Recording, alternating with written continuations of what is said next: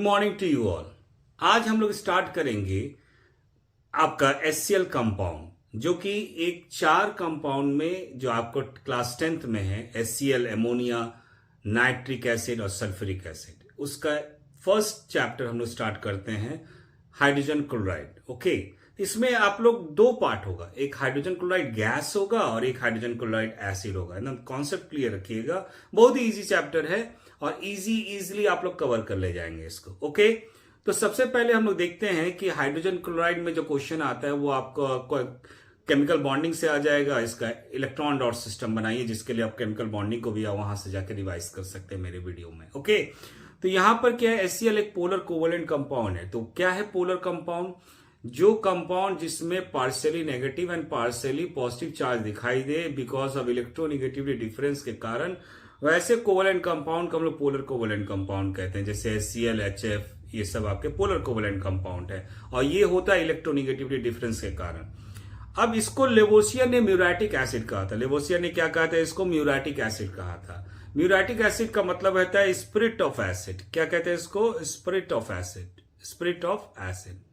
ठीक है, अब इसके बाद ये कहां पाया जाएगा? ये पाया जाता है वैल्केनिक इमिशन में, आपको मिल जाएगा ये, और आपके स्टमक में मिल जाएगा 0.2 to 0.4% ऑफ डाइजेशन के काम में काम करता है, और जितना भी जर्म्स हम उसको मारने का काम करता है, और पीएच लेवल को आपको बनाए रखता है, जो कि पीएच कम रखता है, ताकि आपका एंजाइम लेवल वहां पर अच्छे से काम करे। बहुत सारे एंजाइम होते हैं वहां पर गैस्ट्रिक जूस के में। ओके, अब आइए इसका जनरल प्रिपरेशन। जनरल प्रिपरेशन का अगर बात करेंगे तो HCl और क्लोरीन को जब आप रिएक्ट करेंगे डिफ्यूज सनलाइट के प्रेजेंस में, तो आपको मिल जाएगा HCl मिल जाएगा। क्या क्या रिएक्ट करेंगे? हाइड्रोजन एंड क्लोरीन को जब आप रिएक्ट करेंगे डिफ्यूज सनलाइट में, तो आपको मिल जाएगा HCl। ठीक है, और अगर आप जेट ऑफ हाइड्रोजन गैस को पास करेंगे क्लोरीन पर, तब भी आपको मिल जाएगा HCl। ध्यान दीजिएगा, जब आप डिफ्यूज सनलाइट यूज कर रहे हैं तो बी केयरफुल, आपको डायरेक्ट सनलाइट यूज नहीं करना है। जब हाइड्रोजन एंड क्लोरीन को रिएक्ट करेंगे, अगर डायरेक्ट सनलाइट यूज करेंगे तो एक्सप्लोसिव रिएक्शन होगा। कौन सा रिएक्शन होगा? एक्सप्लोसिव रिएक्शन होगा। ठीक है, तब हम आते हैं लैबोरेटरी प्रिपरेशन में। तो लैबोरेटरी प्रिपरेशन में मैंने जो आपके एक डायग्राम लिया है, पिक्चर, उसको देख लीजिए आप लोग, बहुत इंपॉर्टेंट है, उसी से हम लोग समझते हैं। सबसे पहले देखते हैं इसमें रिएक्टेंट हम लोग ने क्या लिया है। तो जो रिएक्टेंट लिया है वो है NaCl और आपका ले लिया कंसंट्रेटेड H2SO4। NaCl हम लोग ने क्यों लिया है? NaCl इसलिए लिया है कि ये सस्ता है। ठीक, अब कंसंट्रेटेड H2SO4 हम लोग ने क्यों लिया है? कि कंसंट्रेटेड H2SO4 एक नॉन वोलेटाइल लिक्विड है, और जो HCl बना रहे हैं ये एक वोलेटाइल गैस है। अगर नॉन वोलेटाइल लिक्विड को ले रहे हैं यहां पर, तो फायदा है, क्योंकि ये वेपराइज होके गैस नहीं बनाएगा। ये वेपराइज होके क्या नहीं बनाएगा? गैस नहीं बनाएगा। ओके, और दोनों गैस बन जाएंगे तो आपको दिक्कत हो। तो आपको अगर वोलेटाइल एसिड को बनाना है तो हम लोग को वहां पर नॉन वोलेटाइल एसिड लेना पड़ता है। क्लियर? नेक्स्ट क्वेश्चन आता है यहां पर, अगर डायग्राम को आप लोग ध्यान से देखेंगे, इस डायग्राम को, तो यहां पर देखिएगा जो राउंड बॉटम फ्लास्क में जहां पर आपने रिएक्टेंट लिया है, वहां पर टिस्टल फनल है। टिस्टल फनल का जो माउथ है, जो टिस्टल का फनल का, वो कंसंट्रेटेड H2SO4 में डिप किया गया है। क्यों? क्योंकि जो HCl एक गैस बनेगा, HCl जो बनेगा प्रोडक्ट, वो गैस बनेगा, और यहां से ये गैस बनने के बाद ये यहां से निकल के टिस्टल फनल के थ्रू बाहर ना चला जाए, इसी से रोकने के लिए इसको हम लोग किसमें डिप कर देंगे? H2SO4 में डिप कर देंगे। अब जो HCl गैस बना है, इसको हम लोग पास करेंगे कंसंट्रेटेड H2SO4 के थ्रू, ताकि वो ड्राई करे। ड्राइंग, तो यहां पर कंसंट्रेटेड H2SO4 एक ड्राइंग एजेंट का काम कर रहा है। किसका काम कर रहा है? तो हम लोग का जो ड्राइंग एजेंट है यहां पर, वो है आपका कंसंट्रेटेड H2SO4। क्या है? Concentrated H2SO4। हम लोग फॉस्फोरस पेंटाऑक्साइड और कैल्शियम ऑक्साइड को नहीं लेंगे। फॉस्फोरस पेंटाऑक्साइड और कैल्शियम ऑक्साइड को नहीं लेंगे। क्यों? ये रिएक्ट कर जाते हैं। ये क्या कर जाते हैं? ये वेरी इंपॉर्टेंट क्वेश्चन, ध्यान दीजिएगा। अब कलेक्शन जब हम लोग करते हैं, तो जो कलेक्शन करेंगे यहां अपवर्ड डिस्प्लेसमेंट ऑफ एयर से करते हैं। कैसे करते हैं? Upward displacement.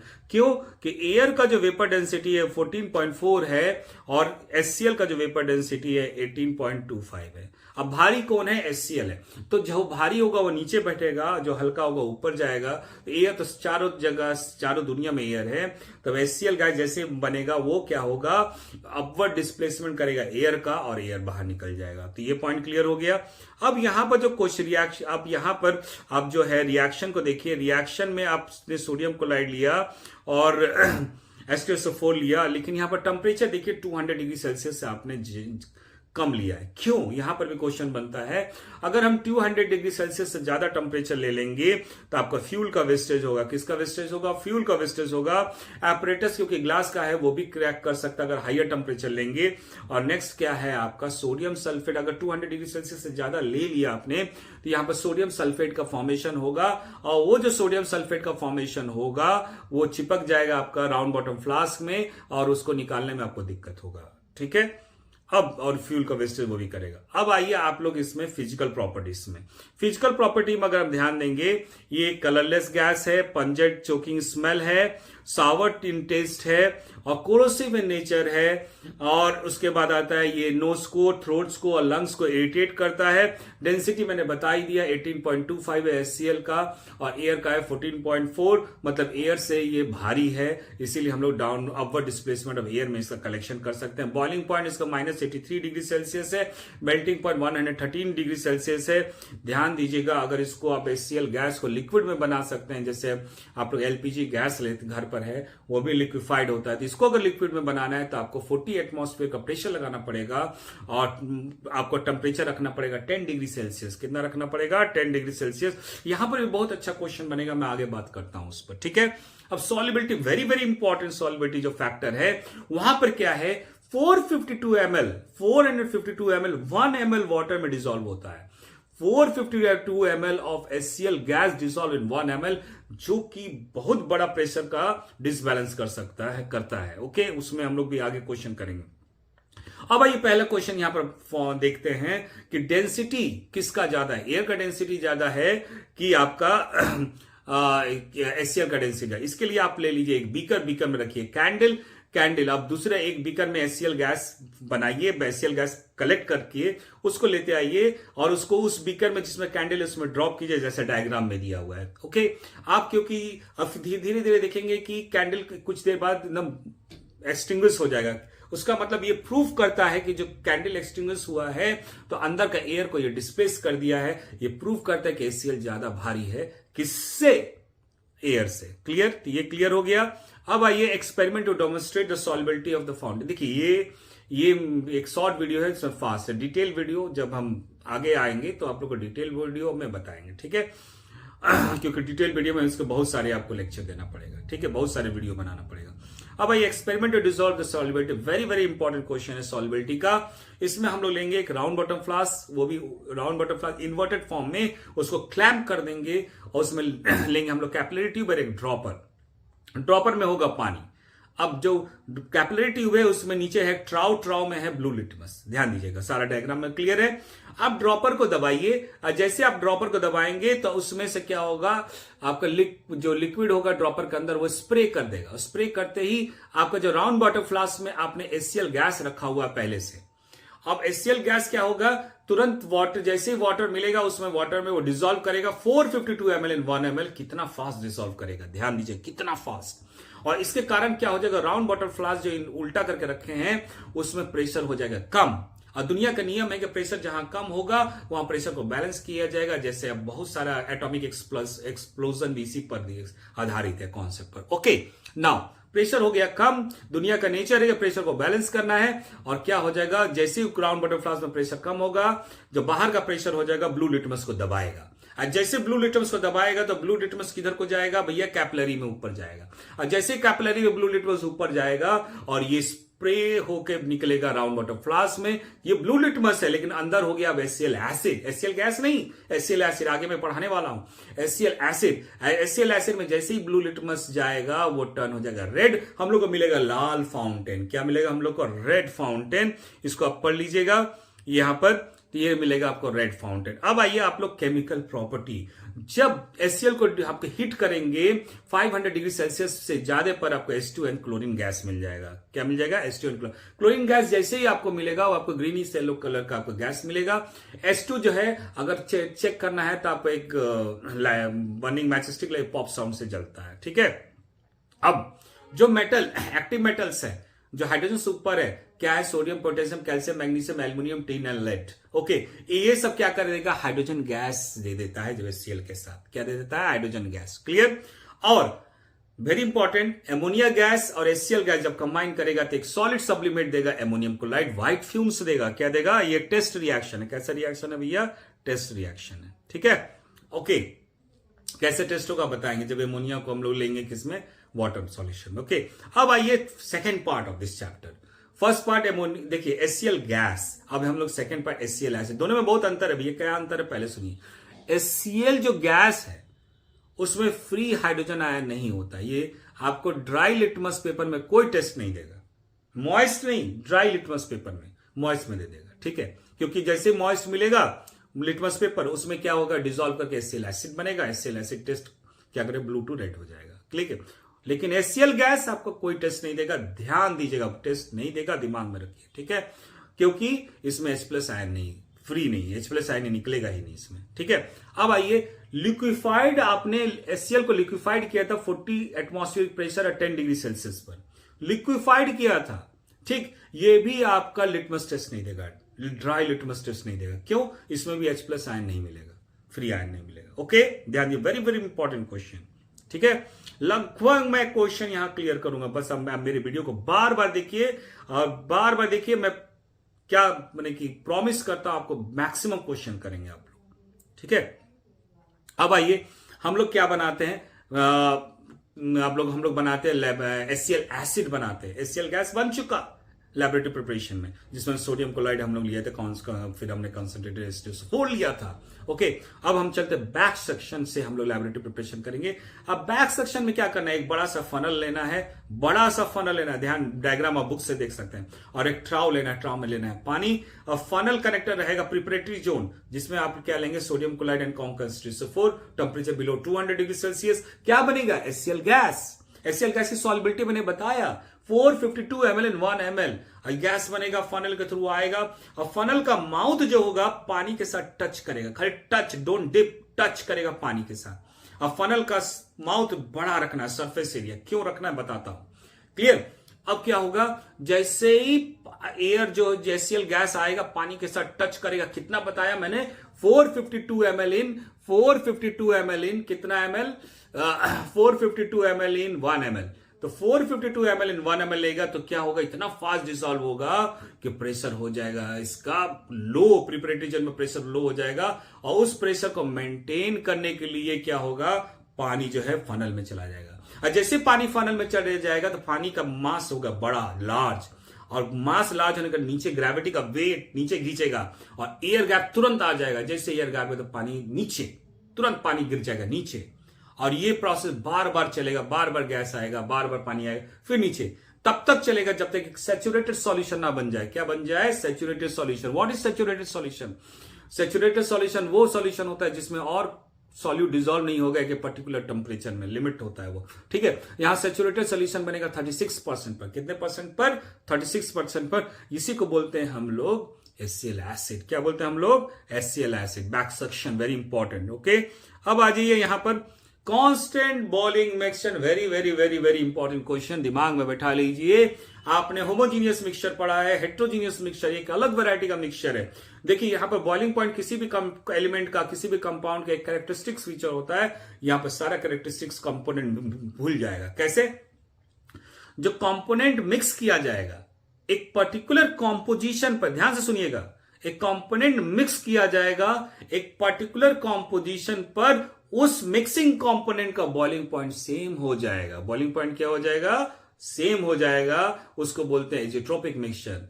The mixing component at particular composition will have same boiling point, constant boiling point. This type of mixture is called azeotropic mixture, constant boiling mixture. I think good, nice.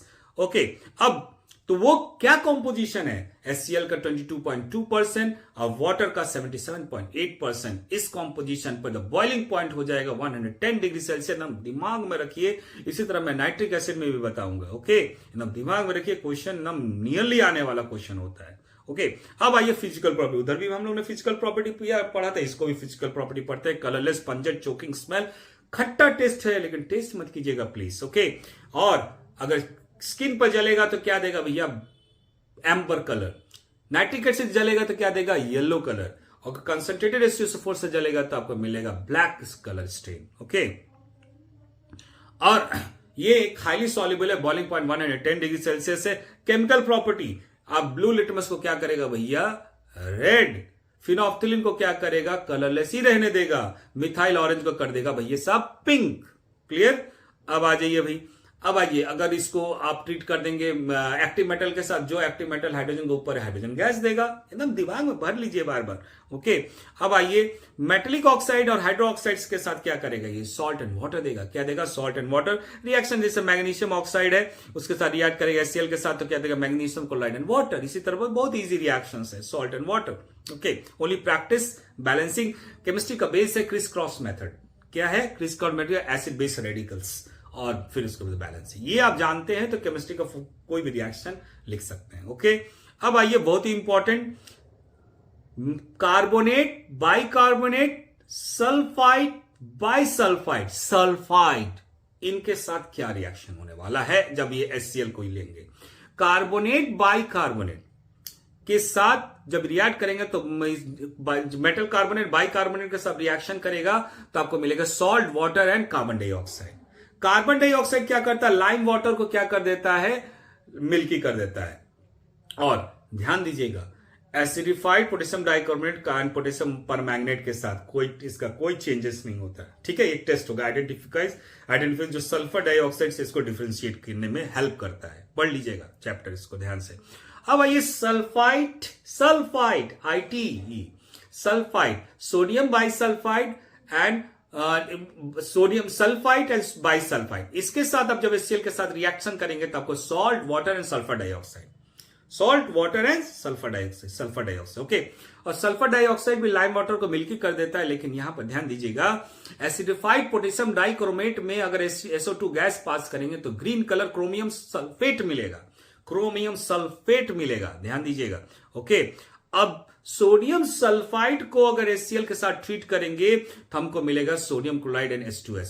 और H2S क्या करता है, आपका रॉटन egg smell देता है। क्या देता है, आपका रॉटन एग स्मेल। ओके, और फिर एक बहुत ही इंपॉर्टेंट क्वेश्चन है आपका, सोडियम थायोसल्फेट। सोडियम थायोसल्फेट में अगर HCl डालेंगे तो आपको मिलेगा salt, water, sulphur dioxide and elemental sulphur. आप रिएक्शन देख लीजिए, salt, water and sulphur dioxide and elemental sulphur. ध्यान दीजिएगा, very very important question exam point of view.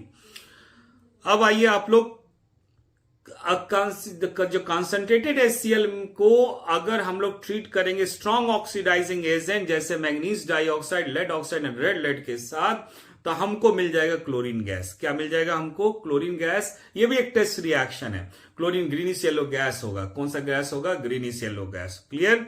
अब आइए, लास्ट पॉइंट आपका आ रहा है एक्वारिजिया। क्या आ रहा है, वेरी वेरी इंपॉर्टेंट, जिसमें एक्वारिजिया एक ऐसा सॉल्यूशन इसमें गोल्ड एंड प्लेटिनियम डिसॉल्व होता है और कहीं नहीं डिसॉल्व होता है। ठीक है, तो यहां पर आपका आ गया कैसे बनाया जाता है ये सॉल्यूशन, जिसमें HCl और नाइट्रिक एसिड का रेशियो लिया जाता है 3:1।